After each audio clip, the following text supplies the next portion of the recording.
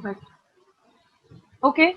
So thank you everyone. Firstly, a very good afternoon. Thank you for joining in on a Sunday afternoon. Today we're going to be talking about something which is, I believe, one of the most in-demand career fields to get into, and probably most of the aspirants, aspire to get into the field of software engineering, is what I believe. And today we have with us Aanshul Sadaria. He is a software engineer too at Google India, and he is also an Institute Gold Medalist of IIIT Hyderabad. He's achieved a patent to his name during the internship at Adobe. And outside his profession, he loves to travel, and he's also a photographer and a writer. So I connected with Anshul over LinkedIn, and I've been observing his work for quite some time, and he's been doing some amazing things. So it's a pleasure having you on the show, Anshul. I welcome you yet again. Yeah. The pleasure is mine, Daria. Uh, I'm quite honored that I have got this opportunity to be on your show. So, yeah, Thank you. thank you. Right. So let's to begin with. Actually, I don't want to ask you a question of sorts. I think we'll leave that for my audience. They'll ask you a couple of questions. I will ask you questions, but to begin with, I want to ask you that when it comes to something like pursuing a software engineering degree, or probably sitting for companies, the FANG companies, or even the biggest of the biggest names, right? Was this always something that you wanted to do, or your love for technology, for coding, for programming? How did it start developing, and when did it start developing? So, actually, the story is quite interesting. I never wanted to pursue computer engineering to Okay. start. Like, I always wanted to, as all the Indian students want to go into the IIT. So, my dream was IIT Bombay Mechanical. Okay. But things started drifting after I gave my BITSAT exam. So, I was like, no, if I want to do now, then it will be computer engineering, nothing else. College can be compromised, but not the degree. Like, I didn't want to change my stream. Right. So I was complete zero to begin with. Like, I didn't know anything about computer engineering. I didn't know any of the languages, C++, nothing, like absolute zero, nada. Okay. So, so the driving force that started me into this journey was, you can call it a peer pressure, or I can call it the coding culture of IIIT Hyderabad. I like in my floor in the first year, everyone around me was doing competitive coding. They were developing apps and some sort of things here and there. So it was overwhelming for me to begin with, but sooner or later I started matching the pressure, and so that is how things begin. And like, I always firmly believe, like, there are few moments in which if you take the wise decision, it has a ripple effect. Like, one moment leads to another moment, and so on. True. The momentum keeps on growing. Right. So that momentum kept on growing. I got a 10 CGPA in the first semester, and all the things started rolling out quite well. So yeah, that's how I began. So, since you told me the story and I was not aware of it, were there times in your journey where, because you started from scratch, zero, you had no knowledge about any programming language, like most of us struggle with, right? So, were there times where you found it very difficult, obviously, or overwhelming? Because obviously there would have been computer science, engineering stream students who have a better grip on concepts, right, and coding in general. So, were there times when it was very difficult to cope up with the competition? So the competition was quite cutthroat, to be honest, but I Okay. was fortunate enough to have good friends. Okay. So that is something that you cannot underestimate. Like, I always keep telling people that you are the average of the five people I closest feel to it. you. Yeah. So in your college, if you like choose the best people, like, good humans is always an important thing. But along with that, if you choose people who are above you, then the Mhm. average ultimately keeps on increasing and you keep on rising. So that is how it happened, and I got very supportive friends. So that's how it happened. Perfect, perfect.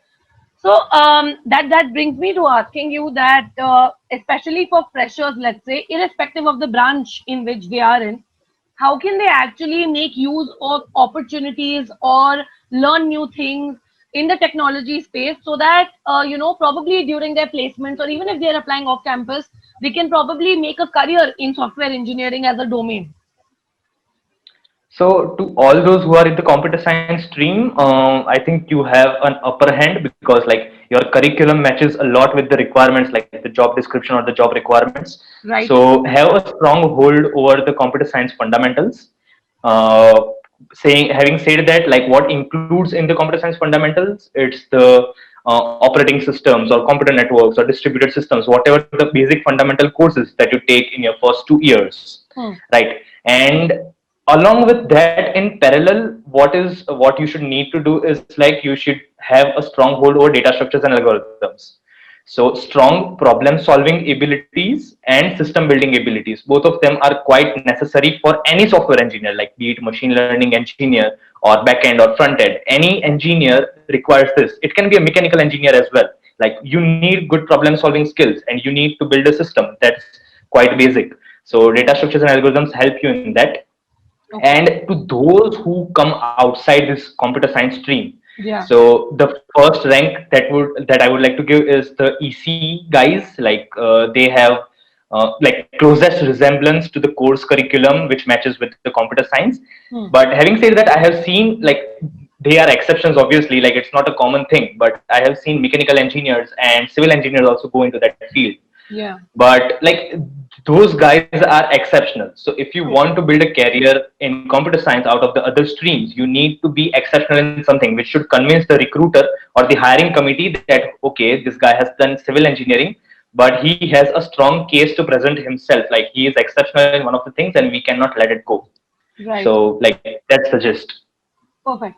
And do you have any particular resources which they should be using to get started with? I don't know, any websites, any coding platforms, any resources?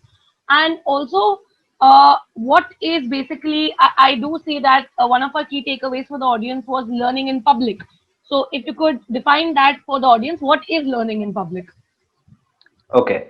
So I learned this from one of my friends. So this is not my word. I like stole it from him. Okay. So learning in public, like, see what happens in IITs, NITs, and triple IITs is that companies approach students. So it's quite easy Okay. for students to present their case, to present what they are, right? They Mhm. like campus recruitment happens, and like it's quite easy as the world appears to outside people. But those who are in the tier 2, tier 3 colleges, and I will again say that I don't like, I strongly disagree this tier culture, but it's a reality. Okay. So don't get me wrong, but tier 2, tier 3 colleges, so they have to reach to the recruiters, which is the other way case, Yeah. right? So in order to do that, you need to display what you are learning in order to reach the recruiters. So if Mm. you are learning a new course or you are building a new project, so post that on LinkedIn. Your GitHub profile should be quite active. Like you should, even if like it is not open source. Let's say I'm not doing some open source work. It's just a course project or it's just an independent project. So try to Okay. put all those projects in the GitHub repository and share. Like keep on repeat. Like you should be in the face of the public. Hmm. Like my professor once said me that out of sight, out of mind. As simple as that. Hmm. So you should need to be inside. You should be like a strong representative of your own self. You should brag about the things you did. Don't fake the things that you have not done. Hmm. But if you have done something, I will say be proud of that, own that, and like as much as you can, do an effective marketing of that. So Perfect. that is learning in public. I think it's kind of what you're also going towards or trying to say in a nutshell is personally branding yourself and whatever that you're doing, Yeah. right? Yeah. Yep, correct. So I think that is very important. Also, what do you think is as I asked, the most important question was, do you have any particular resources, Anshul? Because you're working at Google, I'm sure there would have been a lot of, backstory and a lot of efforts that you would have put in to reach where you are today. So, what if you could give us like a basic timeline with respect to how to prepare, as well as the resources that you can use to prepare? That would be my last question, and then we will start taking questions from the audience. So you can start dropping in your questions in the chat box. Yes, Anshul, over to you. Yeah. So talking about technical resources. So in my first year, was my first teacher.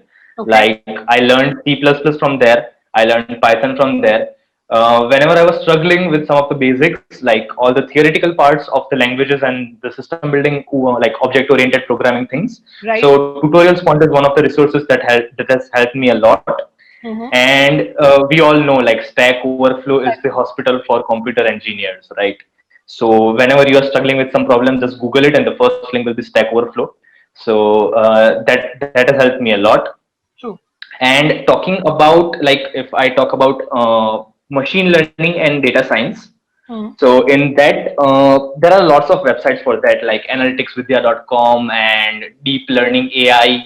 like the courses of Coursera, like they are deep learning.ai specialization.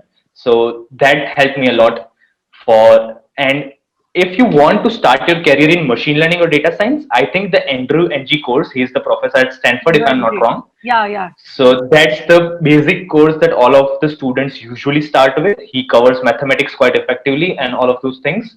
Yeah. So that is really effective. I also took that course. So that was the first point of contact between me and machine learning then. So, and about competitive programming, like I would put a strong case for competitive programming, even though many of you will disagree or don't like that point. But it is something that, like, I always tell this thing that in order to be fit, it's not necessary that you have to go to gym, right? You can jog for like 30 minutes or 45 minutes a day and still be fit. Right. But going to gym helps you like develop your muscles, and it is an effective way to strengthen yourself. So in the same way, analogously, so competitive programming, if you are a regular participant in CodeChef or CodeForces contest, so the atmosphere in those contests is quite similar to that which is there in the technical interviews. Like you have some constraints, you have a limited time, you have to solve a problem, and like you don't know the test cases. You have to develop the test cases and do a dry run of them during the live interview. Right. And on the top of that, in the interview, you need to communicate effectively. So that is one soft skill which is really important. If you can code well but you cannot effectively translate your chain of thoughts to the True. interviewer, then it's all good for nothing. Nothing. Like True. what the interviewer wants to know is that how did you reach to the solution, like have you mugged it up, which usually will not be the case because the problems will be quite unique, like they will not be copy pasted from lit code or somewhere. Right. So like you need to communicate effectively, which is what I learned the hard way. Like in my internships, I was doing not well in the first 5 6 interviews. I got into Adobe in my seventh interview, I guess, sixth or seventh interview, Okay. and from that I learned. And in my placements, Google was the first company to come, and all those learnings came effective to me. And like you can say I nailed it, but I would say like I enjoyed that time, which was not the case during my internship. Like I had a good time with my interviewers. We both had a good chat. We solved the questions together and all of those things. So, effect communicate effectively. That is what I will say. And the second question of yours, like what is the good timeline to apply for jobs in these companies? So in your first couple of years, like first year and second year, try to know when the positions appear on the portal. Mm-hmm. So all of these are reoccurring positions, like step intern at Google, software engineering internship, and the university graduate roles. Not just Google, like any company you can take, Microsoft, Apple, Amazon, Facebook, all of those companies. Right. Right. So they have a periodic opening, like they open the portals on September or October or December. That happens every year. So you should be quite well aware when the position opens. And in the third year, when you're applying for internship, you should be one of the first people who are applying for that position. The mathematics behind that is quite simple. I will name the companies, but I don't mean them. It's just for a comparison. So Microsoft and Google, both of them open their positions for software engineering internship. Both of them have, let's say, 100 positions open. Right. So in the beginning, both the companies want to hire the best talent, right? Like they also don't want to let go of the best talent, and they want to give the best offers that are possible. So earlier you apply, better are your chances. Like if you are a good, decent engineer, better will be your chances to get selected. So Right. that is the competition between the companies in the beginning part. Towards the tail end of the job opening, what happens is that there are 20 seats, like 15, 20 seats left, and the competition between companies get translated into competition between students. Now you're not just the companies are competing, but you're competing with your peers who have almost same skills that you have. So you need to stand out among them in order to get selected towards the tail end, which becomes quite difficult for an average engineer like me. So Right. apply early as much as you can. And we all know that the positions are first come, first serve basis. It's not like the person who is good, who has a better resume, will get a chance earlier. So if you apply early, you will be taken into consideration early. So that is the ideal timeline. So make sure you know all the important dates, when to apply, when the position ends, prepare your resume well in advance. What I did was that I used to start preparing my data structures and algorithms. I used to start refreshing only after the position opened. Hmm. So, which was a very wrong way to prepare. You should be prepared well in advance, and when the position opens, like apply early and nail it.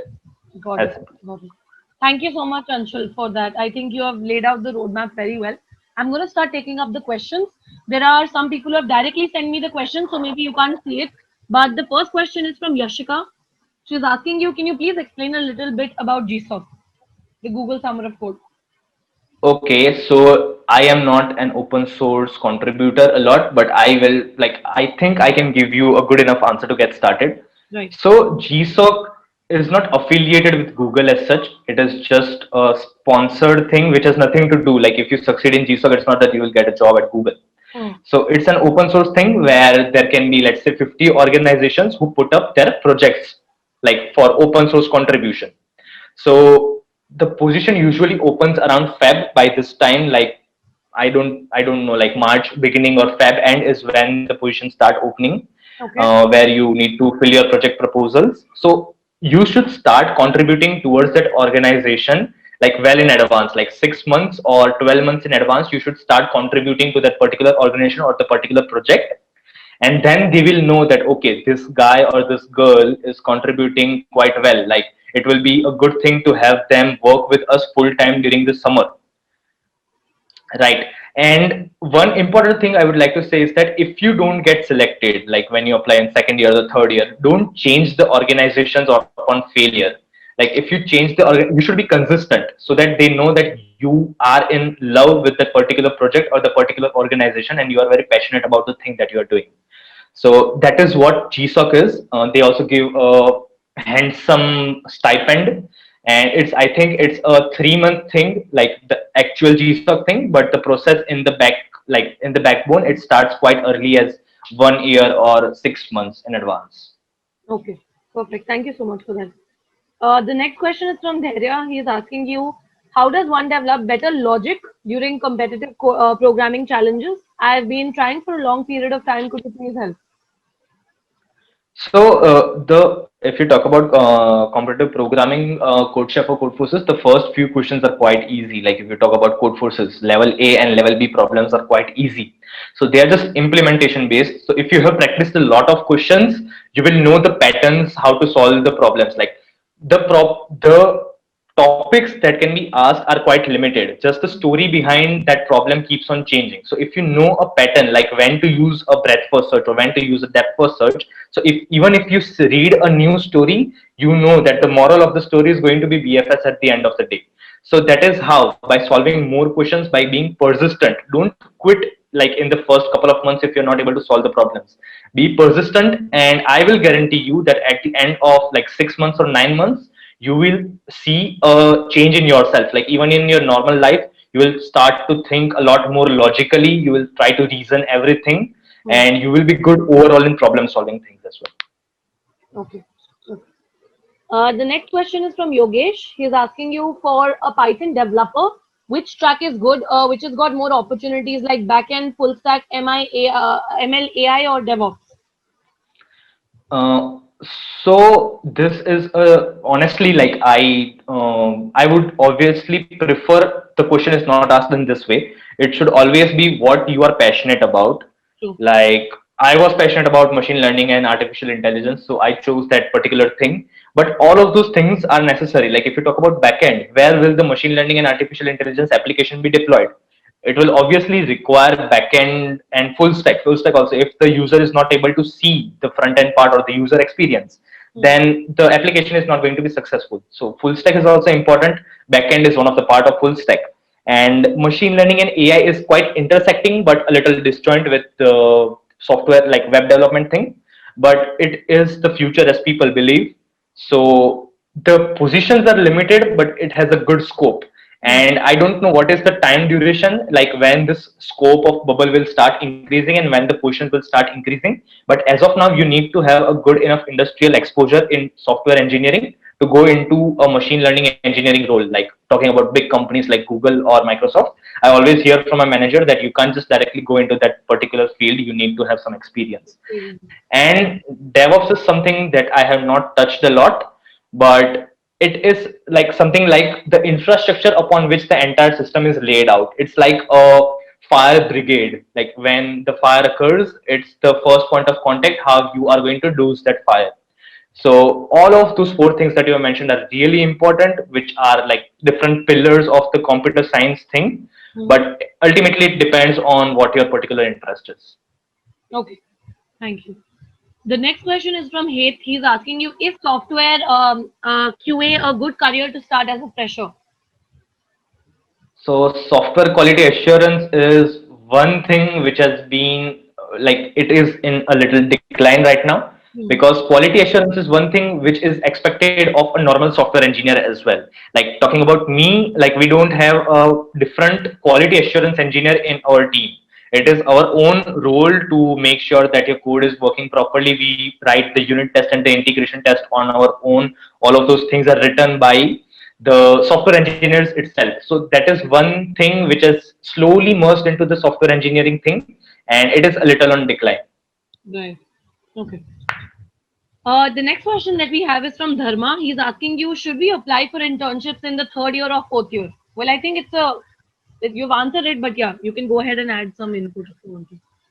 Yeah, so start applying for internships from first year itself. There is nothing, no harm. Like you are more probable to get rejected in your first year than like your later years. Right. But it will give you an experience. Like if you apply, you will get acquainted to the entire process, how to apply, how a resume works, how to build a good resume, and all of those things.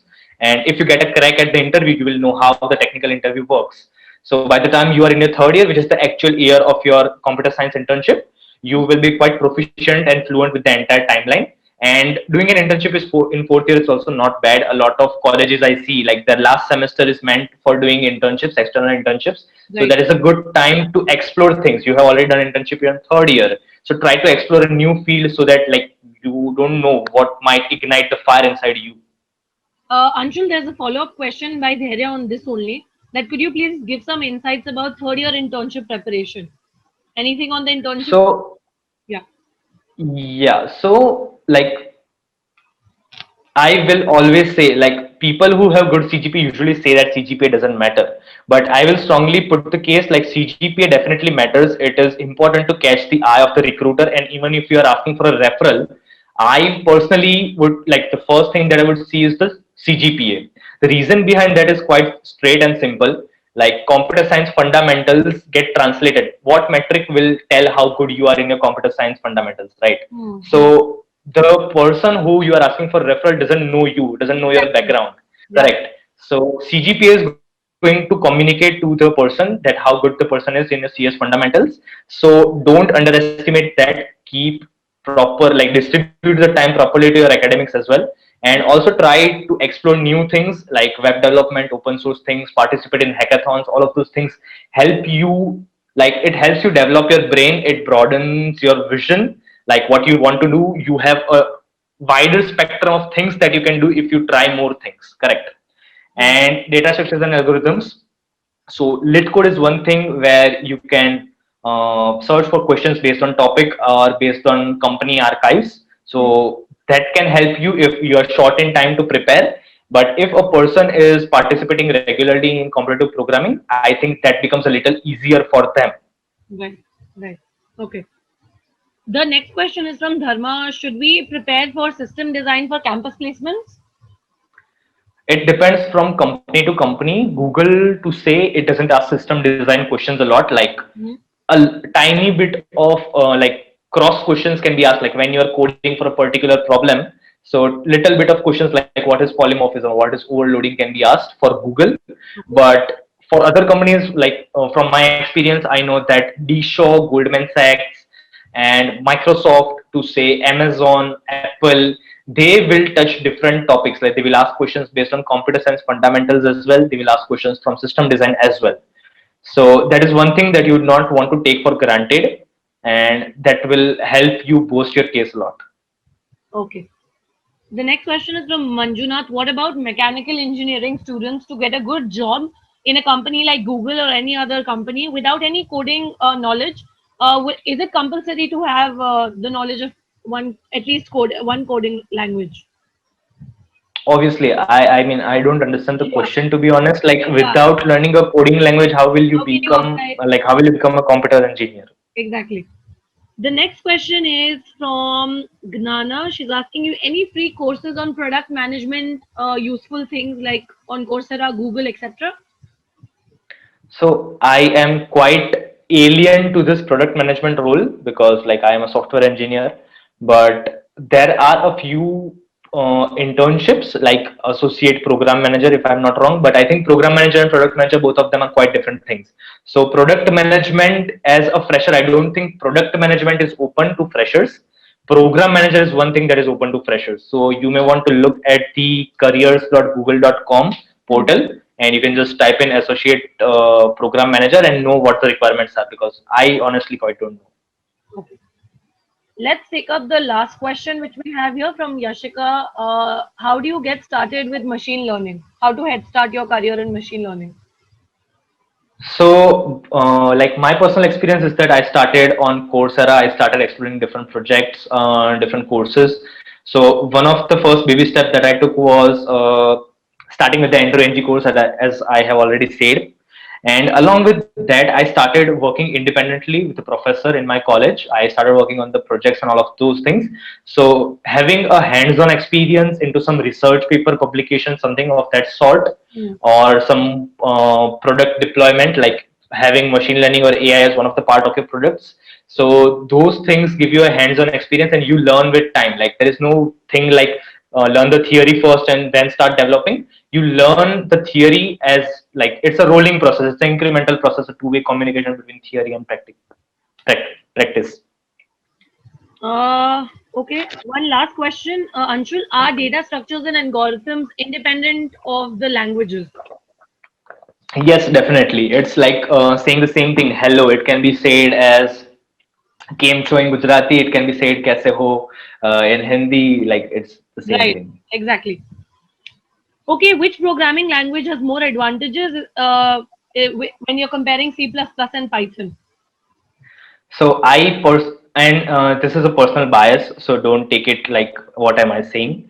But C++ is something in which you will have more control over the application, because Python is an abstract language. If you look into the Python libraries deep down in the application layer, so they are built in C++ and Java like languages only. So Python is quite a higher level language, which doesn't give you a chance to experiment with different things. It's not quite flexible. It is powerful, like you can solve or you can build an application with lesser number of lines when you compare with C++ or Java. But the building blocks of system design, you talk about any companies, I will say they are in C++ or Java. Okay.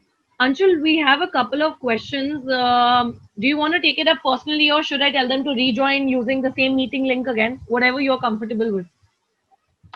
They can like anyone can contact me on LinkedIn. I am Right. quite open to answering the questions, Exactly. but I might take time to answer them because like my inbox is quite filled. Sure. No worries. So everyone, I tried to cover up as many questions as I could. We are running short on time. We have less than a minute. But yes, you can. I think Anshul answered most of the questions. Feel free to look him up on LinkedIn and reach out to him. And I hope that he'll be able to provide you more insights. I would like to thank you again, Anshul, for the session. It was a Thanks great. a lot, Daria. Thank you so much. Thank you, everyone. Thanks a lot, Daria. Thank you. Bye, everyone. You can feel free to reach out to Anshul.